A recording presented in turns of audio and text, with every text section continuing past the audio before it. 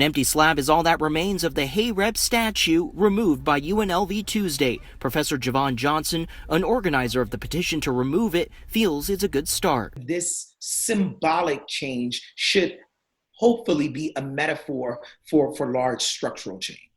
Johnson says the development is thanks to decades of work from social activists calling for the statue's removal, along with the recent debate on race relations brought on by current protests. He says the rebel mascot is rooted in Confederate mythology. Johnson believes even the argument that Hey Reb represents a pioneering trailblazer is offensive for Native American students.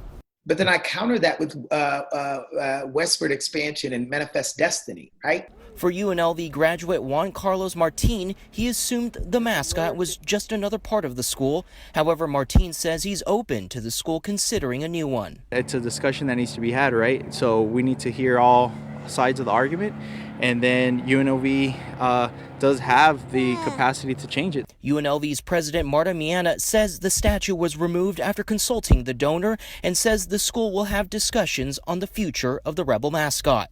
Johnson says he's hopeful.